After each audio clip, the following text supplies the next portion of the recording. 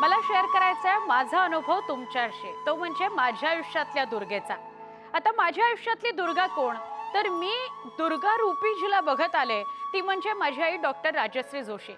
गेली 50 वर्ष ती मेडिकल प्रॅक्टिशनर म्हणून काम करते आहे।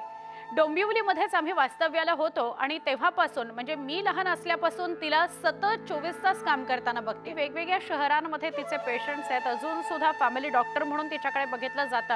आणि हे सगळं करत असताना जेव्हा माझ्या वडिलांचं आजारपण होतं तेव्हा सुद्धा वडिलांचं आजारपण बघणं आणि त्याचबरोबर आर्थिक डोलारा थोडा थोडका नव्हे तर जवळजवळ 10-10, 15-15 लाख आम्हाला त्यावेळेला खर्च आला होता। वेगवेगळ्या हॉस्पिटल्समध्ये बाबांना ठेवावं लागलं होतं आणि तरी देखील त्यावेळेला त्यांना त्याही परिस्थितीत आर्थिक डोलारा सुद्धा उभा ठेवणं हे सगळं तिनं केलं।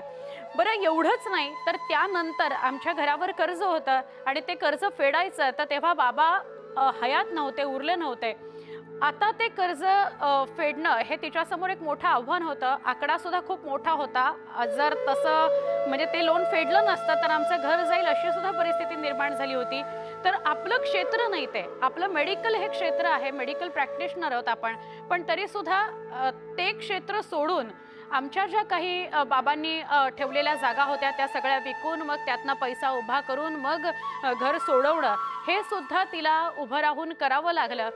तिला माझे बाबा गेल्यानंतर रडण्याचाही वेळ नव्हता। आम्ही तर खरं तर तिला कधी रडताना पाहिलेलंच नाही, त्यामुळे मी तर तिला फार कणखर म्हणून बघितलेलं आहे। पण तिच्या या सगळ्या प्रवासामधून मागच्या ज्या काही 30-40 वर्षांचा प्रवास मी बघते, माझा भाऊ बघतोय, यातनं आम्ही खूप काही शिकत गेलो आणि माझ्याकरता त्यामुळे तीच दुर्गा राहिली। माझ्याकरता कायम तीच एक आयडियल व्यक्ती राहिली की आपण कसं जगलं पाहिजे। माझ्यामध्ये थोडासा जरी तो अंश आला तिचा तर खरोखर हे चांगलं होईल असं मला वाटतं।